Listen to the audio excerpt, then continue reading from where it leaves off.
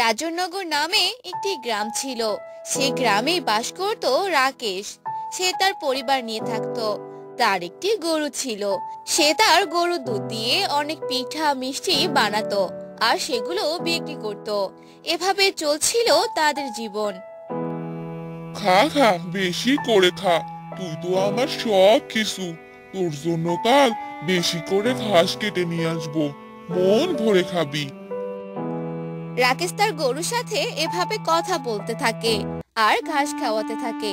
তখনই সেখানে রাকেশের বউ চলে আসে আর বলে, সারাদিন কি এই গরুকে নিয়ে পড়ে থাকলে চলবে? ওদিকে বানানো যা মিষ্টি ছিল সব শেষ, এখন আবার মিষ্টি বানাতে হবে। ও নিয়ে তুমি আর চিন্তা করো না। আমাদের এই প্রিয় গরু যতদিন আছে ততদিন কোনো চিন্তা নেই। এই গরুই যে আমাদের সব। এ দুধ না দিলে তো কোনো কিছুই সম্পূর্ণ হতো না। তাই তো একে মন ভরে খাওয়াচ্ছি। হয়েছে, এবার চলো মিষ্টি বানানো শুরু করি। তারপর রাকেশ ও তার বউ মিষ্টি বানাতে লাগলো।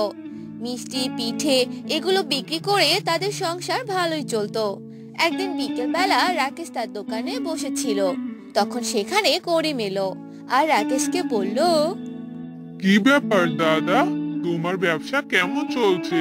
শুনলাম তোমার দোকানে নাকি প্রতিনিয়ত অনেক ভিড় জমে থাকে। হ্যাঁ দাদা, ভালোই চলছে। খাঁটি দুধ দিয়ে মিষ্টি বানাই। মিষ্টিগুলো অনেক ভালো হয়, তাই তো সবাই কিনতে আসে। এখন তো দুধের অনেক দাম, আর মিষ্টি বানানে তো অনেক দুধ লাগে। তা তুমি এত দুধ কোথা থেকে পাও? আরে দাদা, তুমি যে কি বলো না! কোথা থেকে আর পাবো? সবই তো আমার প্রিয় গরুটাই দিচ্ছে। কি বলো, তোমার গরু আছে? আগে তো জানতাম না। চলো চলো, তোমার গরুটা দেখেই আসি। তারপর রাকেশ করিমকে তার বাড়িতে নিয়ে আসে আর গরু দেখাতে লাগে। তখন করিম মনে মনে বলে, আরে, গরুটা তো দেখছি অনেক স্বাস্থ্যবান আর অনেক বড়। তাই তো বলি, রাকেশ দাদার দিন এত ভালো যাচ্ছে কি করে? কি ব্যাপার দাদা, তুমি কোনো কথা বলছো না যে? আরে হ্যাঁ হ্যাঁ, তোমার গরুটাই দেখছিলাম।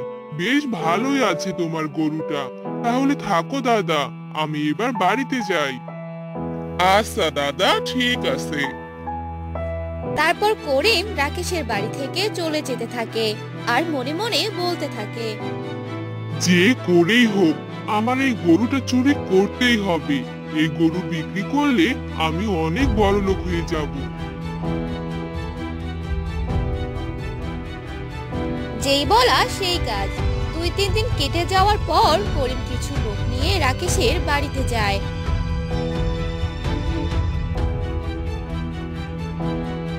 আর গরুটি চুরি করে নিয়ে আসে। পরদিন সকালবেলা কি গো, গরুটার কোনো সাড়া শব্দ পাচ্ছি না যে।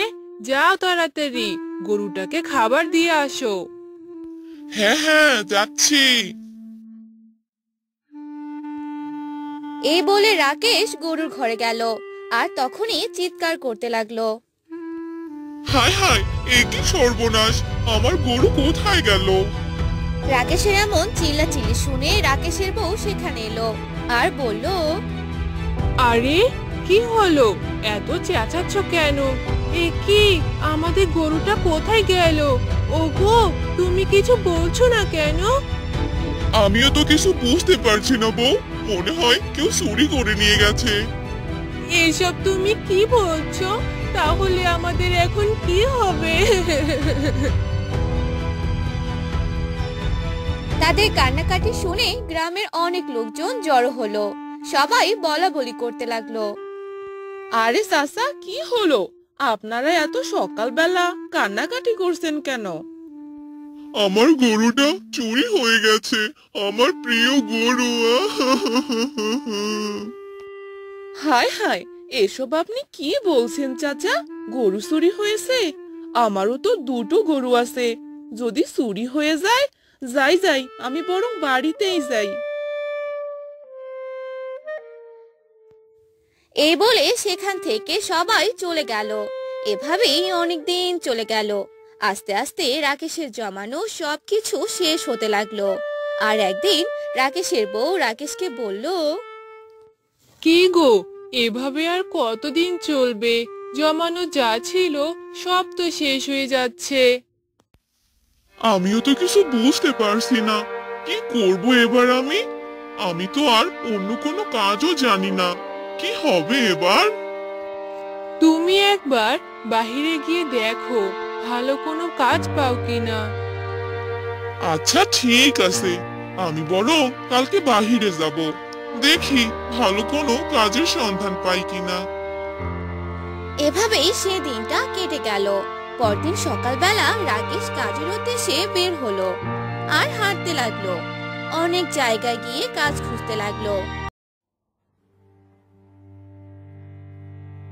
রাকেশ হাঁটতে হাঁটতে এক জঙ্গলের কাছে চলে এলো আর বলল, যাই ওই গাছগুলোর নিচে বসে একটু বিশ্রাম করি। এই বলে রাকেশ সেই গাছগুলোর নিচে গেল আর বিশ্রাম নিতে লাগলো। এমন সময়ে রাকেশ সেখানে ঘুমিয়ে পড়ল।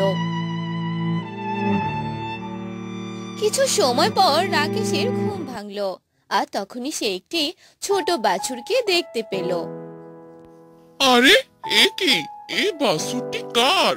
আর এখানে বা এলো কিভাবে? আমার পাশে এভাবে বসে আছে। আয় আয়।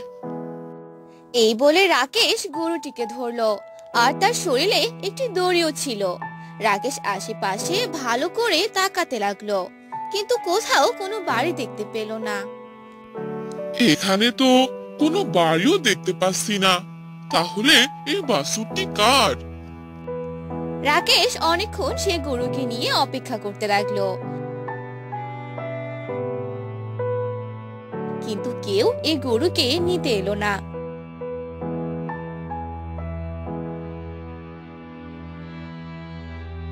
তখন রাকেশ গরুকে নিয়ে বাড়িতে চলে এলো আর বাড়িতে আস্তে আস্তে রাত হয়ে গেল। বউ, ও বউ, তাড়াতাড়ি দরজা খোলো।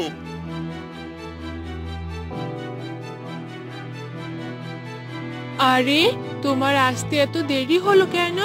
কোথায় ছিলে সারা রাত? আরে দেখো কাকে নিয়ে এসেছি। এ কি, এই গরুকে তুমি কোথায় পেলে? আর কার গরু এটা? তখন রাকেশ সব ঘটনা খুলে বলল। এসব শুনে রাকেশের বউ অনেক খুশি হয়ে গেল আর বলল, খুব ভালো হয়েছে গো, এই গরুকে অনেক যত্ন করে বড় করব। যাও যাও, ওকে বরং ঘরে রেখে আসো। তারপর রাকেশ সেই গরুটাকে ঘরে রেখে দিল। এভাবেই দিন যেতে লাগলো। তারা সেই গরুটাকে লালন পালন করতে লাগলো আর সেই গরুটি বড় হয়ে গেল। একদিন সকালবেলা রাকেশের বউ গরুটিকে খাবার দিতে গেল।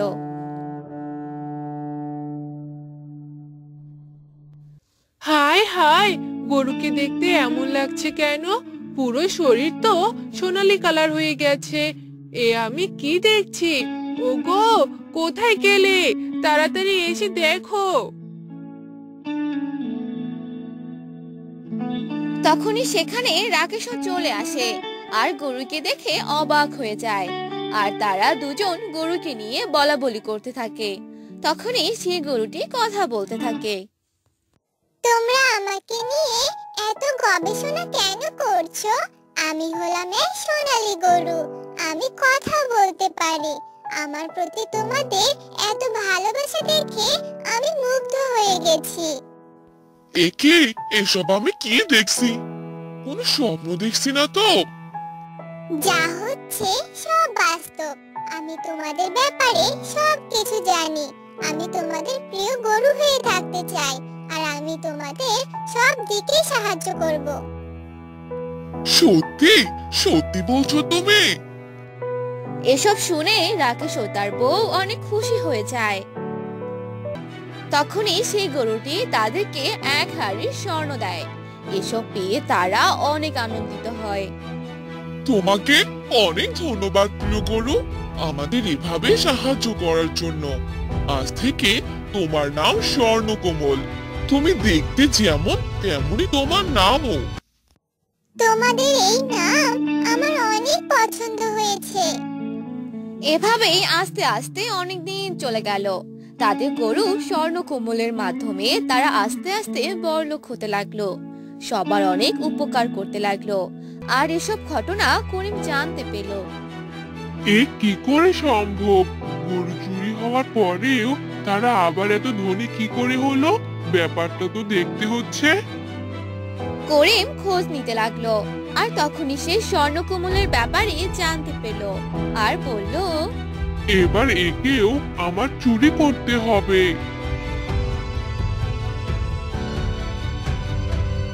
পরদিন রাতেই করিম একা রাকেশের বাড়িতে গেল আর গরুটিকে চুরি করতে লাগলো। তখনই সেই গরুটি তার লেজ দিয়ে করিমের গলা পেঁচিয়ে ধরলো, আর করিম চেঁচাতে লাগলো। আহ আহ, বাঁচাও বাঁচাও, মরে গেলাম। করিমের চেঁচামেচি শুনে সেখানে রাকেশ ও তার বউ চলে এলো। এসব ঘটনা দেখে ফেললো, আর করিম তাদেরকে সব কথা খুলে বলল আর ক্ষমা চাইলো। স্বর্ণকমল, এবারের মতো করিমকে মাফ করে দাও। ও আর কখনো এরকম কাজ করবে না। তারপর স্বর্ণকমল করিমকে ছেড়ে দিল, আর করিম দৌড়ে পালিয়ে গেল। আর অন্যদিকে রাকেশ ও তার বউ তাদের প্রিয় গরু স্বর্ণকমলকে সাথে নিয়ে সুখে শান্তিতে জীবন কাটাতে লাগলো।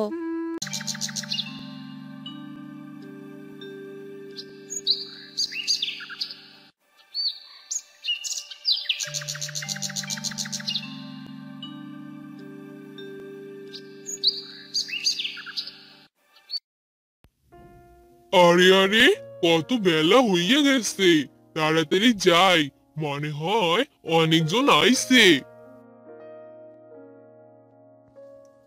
এই বলে সুজন মাঝি বাড়ি থেকে বের হতে লাগলো।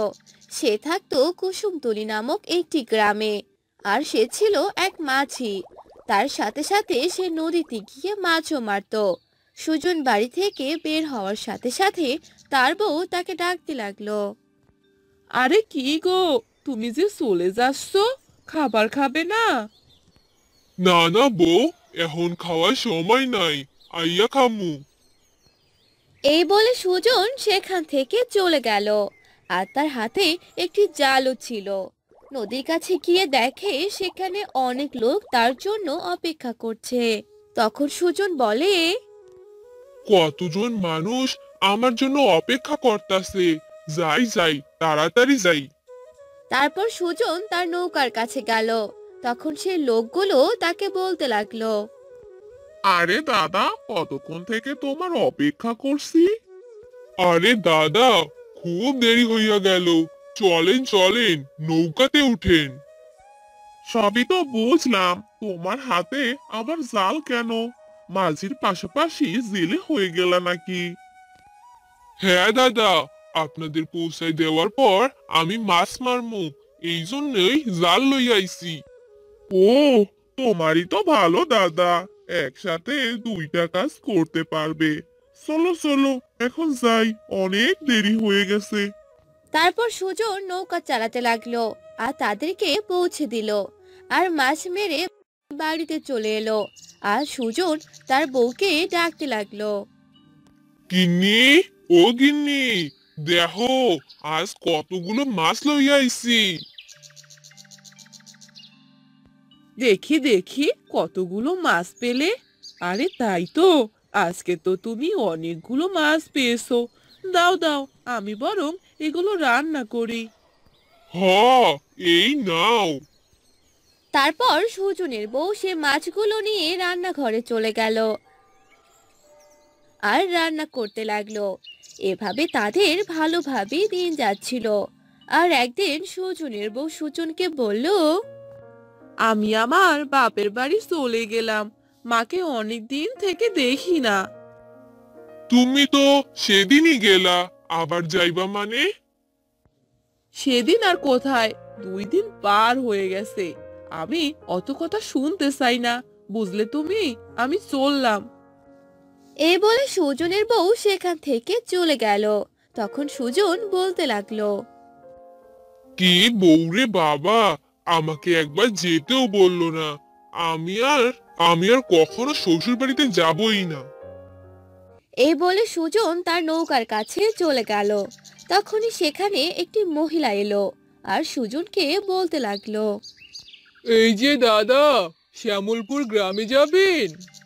সেটা তো অনেক দূরে, ওইখান থেকে বাসায় ফিরতে ফিরতে আমার তো অনেক দেরি হয়ে যাবে। চলেন না দাদা, আমার যে ওই গ্রামে যেতেই হবে। আমি আপনাকে বেশি টাকা দিব, তবুও চলেন। তারপর সুজন সেই মহিলাটিকে নৌকাতে উঠিয়ে নিল আর তারা যেতে লাগলো। যেতে যেতে সন্ধ্যা হয়ে গেল আর তারা পৌঁছে গেল। তখন সুজন বলল। এই যে আমরা আপনার গ্রামে চলে এসেছি। এই নেন আপনার টাকা। তারপর সুজন সেই মহিলার কাছ থেকে টাকা নিল আর সেখান থেকে চলে আসতে লাগলো। তখনই সুজন ভাবতে লাগলো। আমি বরং এখান থেকে কিছু মাছ তুলি, দেখি মাছ পাওয়া যায় কিনা। এই দিক তো কোনোদিন আসিনি, ভালোই হলো, মাছও পেতে পারি। এই বলে সুজন আসতে লাগলো আর জাল ফেলতে লাগলো আর ভালোই মাছ পেল। আরে বাহ, ভালোই তো মাছ পেলাম। এইখানে তো অনেক মাছ। যাই, মাছ মারতে মারতে বাসায় যাই। মাছও হলো, বাসায়ও যাওয়া হলো। তারপর সুজন সেইখান থেকে আসতে লাগলো আর মাছ মারতে লাগলো। আর অনেক রাত হয়ে যেতে লাগলো। তখনই সুজন বলতে লাগলো। যাই, এখন বাড়িতে যাই, অনেক রাত হয়ে গেছে, আর মাছ মারতে হবে না। তখনই সেই সময় অনেক জোরে জোরে সমুদ্রের ঢেউ আসতে লাগলো। এত জোরে ঢেউয়ের কারণে সুজনের হাত থেকে জালটি পড়ে গেল। হায় হায়, আমার তো জালটা পানিতেই পড়ে গেল। এত ঝড় আসলো কোথা থেকে? তারপরেই এত জোরে ঢেউ আর ঝড়ের কারণে সুজন তার নৌকা ভালোভাবে চালাতে পারলো না। আর তখনই তারা নৌকা সহ ডুবে গেল। আহ আহ আহ এত ঢেউ আর ঝড়ের কারণে সুজন ভালোভাবে সাঁতার কাটতে পারলো না আর ডুবে গেল। পরদিন সকালে সে একটি দ্বীপে গিয়ে পৌঁছালো আর তখনই সুজনের জ্ঞান ফিরল। আরে, এ আমি কোথায় চলে এলাম? এখানে সবকিছু এরকম দেখতে কেন? সবকিছুই সোনালী রঙের, একদম মাটি সহ। সুজন কিছুক্ষণ অবাক হয়ে আশেপাশে তাকাতে লাগলো। সবকিছু এরকম সোনালী রঙের দেখে সুজন খুশিতে আত্মহারা হয়ে উঠল আর চারপাশ ঘুরে ঘুরে দেখতে লাগলো। এমন সময় সাগরের তীর থেকে এক জলপরী সাদৃশ্য হলো। সুজন জলপরীকে দেখে ভয় পেতে লাগলো।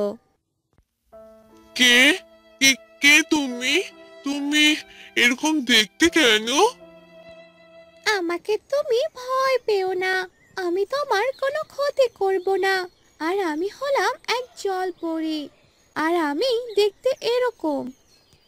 ও, তুমি জলপরী? আমি জলপরীর কথা অনেক শুনেছি, আর আজ নিজের চোখেই দেখলাম। জলপরী আসলেই অনেক সুন্দর দেখতে। আমি তোমাকে অনেক কিছু দিতে চাই যা তোমার অনেক কাজে লাগবে। আমার এই দ্বীপে যেই আসে আমি তাকে সাহায্য করি। তুমি সত্যি বলছো জলপরী? তুমি আমাকে অনেক কিছু দিবে? হ্যাঁ, সত্যি দিব। এই বলে সে জলপরী সুজনকে এক হাড়ি স্বর্ণ মুদ্রা আর একটি সোনার নৌকা দিল। এসব দেখে সুজন অনেক খুশি হয়ে গেল। আরে, সোনার নৌকা, এত সুন্দর, আরো এতগুলো স্বর্ণ মুদ্রা। তোমায় অনেক ধন্যবাদ জলপরী, আমাকে এত কিছু দিয়ে সাহায্য করার জন্য। তুমি এগুলো নিয়ে চলে যাও, এগুলো তোমার অনেক কাজে লাগবে। এই বলে জলপরী সেখান থেকে চলে গেল আর সুজনও সেইগুলো জিনিস আর সোনার নৌকা করে বাড়িতে চলে এলো। আর সুজন তার বউকে সব ঘটনা খুলে বলল। এসব তুমি কি বলছো গো? এসব কিছু আমাদের? হ্যাঁ গো গিন্নি, এ সবই আমাদের। এখন থেকে আমাদের আর কোনো অভাব থাকবে না। তুমি ঠিক কথাই বলেছো গো। এরপর থেকে সুজন ও তার বউ সুখে শান্তিতে দিন কাটাতে থাকে। তাদের সুন্দরপুর গ্রামে কলি নামের এক মেয়ে তার ঠাম্মার সাথে থাকতো। কলির মা বাবা এক সড়ক দুর্ঘটনায় মারা যায়। তখন থেকে কলি তার ঠাম্মার সাথেই থাকে। কলির বাবার অনেক সম্পদ ছিল, তাই কলিকে অনেক ছেলে বিয়ে করতে চাইতো। আসলে কলির সম্পত্তির প্রতি অনেকের লোভ ছিল। একদিন, ঠাম্মা, ও ঠাম্মা, আমার একা একা বাসায় ভালো লাগছে না, আমি একটু নদীর পাড় থেকে ঘুরে আসি। আচ্ছা, তাড়াতাড়ি ফিরে আসিস কিন্তু। আচ্ছা ঠাম্মা, তুমি চিন্তা করো না।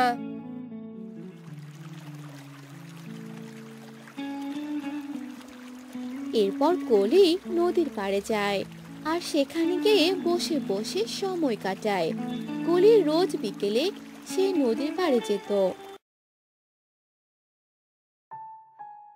একদিন কলি বাড়িতে ফিরছিল, তাকে এক ছেলে রাস্তায় দেখতে পায়। ও মা, এত সুন্দর মেয়ে! কে এই মেয়ে? দেখি তো পিছু পিছু গিয়ে।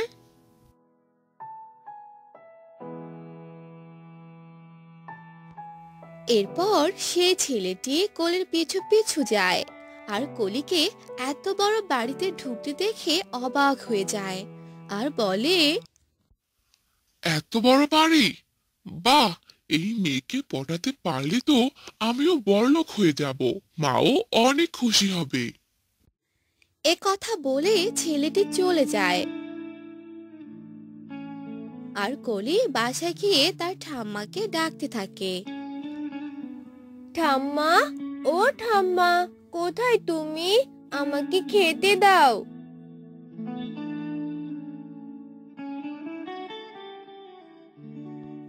আরে দিদি ভাই, দিচ্ছি দিচ্ছি। এরপর কলির ঠাম্মা কলিকে খাবার দেয় আর বলে, দিদি ভাই, তুই তো এখন বড় হয়ে গেছিস, এভাবে ঘুরে বেড়ালে কি হবে? তোকে তো শ্বশুর বাড়িতে যেতে হবে। আহা ঠাম্মা, কি বলছো এসব? আমি তোমাকে ছাড়া কোথাও যাব না, আমি বিয়েই করব না। এখন চুপ করো তো, আমাকে খেতে দাও। এরপর কোলে খাবারগুলো খেয়ে নেয়।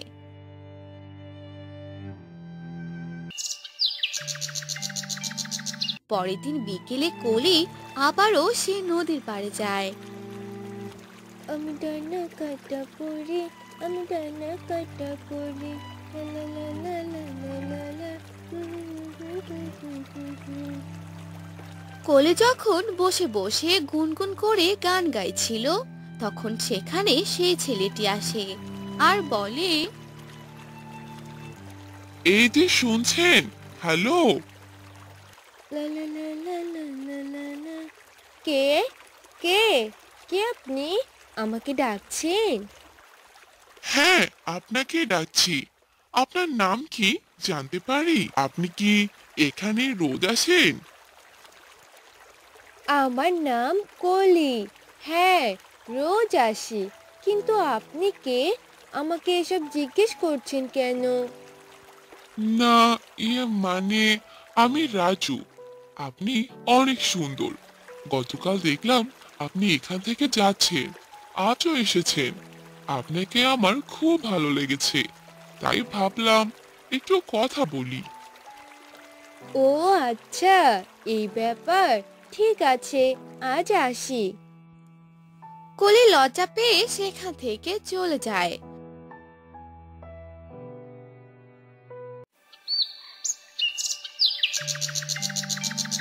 পরের দিন কলি এসে দেখে ছেলেটি তার জন্য দাঁড়িয়ে আছে।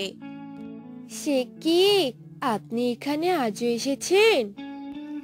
হ্যাঁ, আসলে আপনাকে না দেখলে আমার ভালো লাগে না। আপনার যদি আপত্তি না থাকে, আমি আপনার বাসায় বিয়ের প্রস্তাব দিতে চাই। এরপর কলি মুচকি হেসে রাজি হয়ে যায়। ঠিক আছে, আপনি আমার বাসায় প্রস্তাব দিন। এরপর রাজুর বাসা থেকে বিয়ের প্রস্তাব নিয়ে আসে। সবার পছন্দ হয়। বেশ ধুমধামে রাজু আর কলির বিয়ে হয়ে যায়। বাবা রে, তুমি আমার দিদি ভাইকে দেখে রেখো। এ তো বাপ মা মরা মেয়ে। অনেক আদরে ওকে আমি বড় করে তুলেছি। হে হে হে হে হে হে। একে ঠাম্মা, আপনি কাঁদবেন না। ওকে আমি অনেক আদরে রাখবো।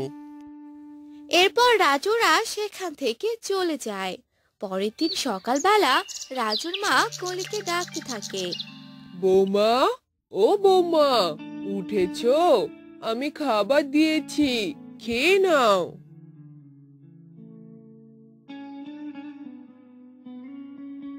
এ কি মা, আপনি কষ্ট করে রান্না করতে গেছেন কেন? আমি রান্না করতাম। না মা, তুমি তো আমাদের বাসার বৌমা, নতুন এসেছো। কয়েকদিন যাক, তারপর রান্না করিও। যাও যাও, ফ্রেশ হয়ে রাজুকে নিয়ে খেতে আসো। আচ্ছা মা, ঠিক আছে। এরপর কলি যায় রাজুকে ডাকতে। এই শুনছো, ওঠো না, মা খেতে ডাকছে। কি হলো, উঠো। হ্যাঁ হ্যাঁ, উঠছি। এই কলি, শোনো না, এই দেখো তোমার জন্য সুন্দর একটা স্বর্ণের হার নিয়ে এসেছি। ও মা, ভারী সুন্দর তো, কিন্তু কি দরকার ছিল? আমার তো অনেক হার আছে, দাও দেখি, হারটা আমাকে পরিয়ে দাও। এরপর রাজু কলিকে হারটা পরিয়ে দেয় আর দুজনে খেতে চলে যায়। ও মা, বৌমা, তোমার গলার হারটা তো বেশ সুন্দর, অনেক দামি মনে হয়, তাই না? হ্যাঁ মা, আপনার ছেলে আমাকে গিফট করেছে, খুব সুন্দর মানিয়েছে, তাই না মা? হ্যাঁ বৌমা, আর শোনো, তোমার যত গহনা আছে আজ আমাকে দিও। আমি ভালো করে রেখে দিব, না হলে চোর এসে চুরি করে নিয়ে যাবে। কিন্তু মা। কোনো কিন্তু না বৌমা, সবগুলোই দিবে কিন্তু। এরপর কলি খাবার খেয়ে সব গহনা তার শাশুড়ির কাছে জমা দেয়। এভাবেই কয়েকদিন কেটে যায়। কলির কাছে তার শাশুড়ি আর রাজুর ব্যবহার মোটেও ভালো লাগছিল না। একদিন কলির শাশুড়ি কলিকে ডেকে পাঠায় আর কলি তার শাশুড়ির কাছে যায়। মা, আমাকে ডাকছেন? হ্যাঁ বৌমা, ডেকেছি। আসলে তোমাদের বিয়ে তো বেশ কয়েকদিন হলো, তাই বলি কি, এখন তোমার বাবার জমি জমা আর বাড়িটা আমার ছেলের আর আমার নামে করে দাও। সে কি মা, আপনি এসব কি বলছেন? আমার বাবার জমি জমা তো সব আমরা গরিবদের দান করে দিয়েছি, আর বাসাটা তো ঠাম্মার নামে আছে। ঠাম্মা মারা গেলে তবেই আমি পাবো। কি বললি তুই? তোর বাবার কোনো জমি নেই? হায় হায় রে, এ আমি কাকে বাড়িতে নিয়ে এসেছি?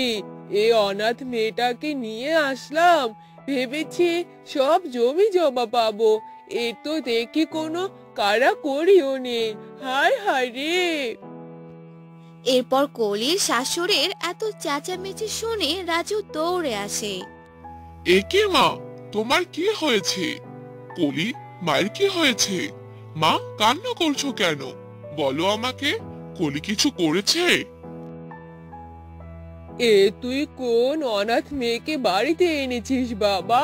তুই তো বলেছিলি ও অনেক বড় লোক, কিন্তু ওর তো কোনো কাড়াকড়িও নেই। সে কি কলি, মা এসব কি বলছে? হ্যাঁ, মা ঠিকই বলেছে। আর তোমরা এমন করছো কেন? আমি তো কিছুই বুঝতে পারছি না। আরে তোকে কিচ্ছু বুঝতে হবে না, তোকে বিয়ে করাই আমার ভুল হয়ে গেছে। যা, বাড়ির সব কাজ আজ থেকে তুই করবি। এরপর থেকে কলি বাড়ির সব কাজ করে। রাজু আর তার মা মিলে কলিকে অনেক অত্যাচার করতে থাকে। আমি কাকে বিয়ে করেছি? টাকার জন্য রাজু আমাকে বিয়ে করেছে। আমি কি অপরাধ করেছিলাম? এই মেয়ে, ন্যাকা কান্না বাদ দিয়ে যা আমার কাপড়গুলো ধুয়ে দে। অনাথ মেয়ে কোথাকার, তোকে কেন যে আমার ছেলের বউ বানিয়েছিলাম। এরপর কলি কাপড় ধুতে চায়।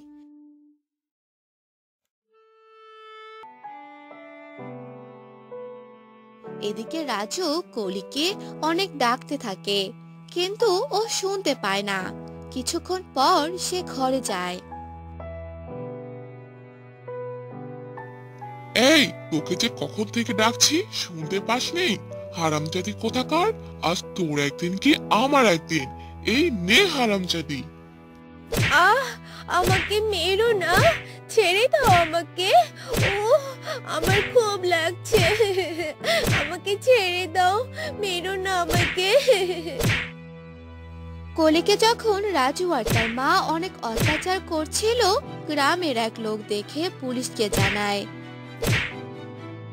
আর পুলিশ এসে দেখে রাজু আর তার মা কোলের হাত পা বেঁধে মারছে।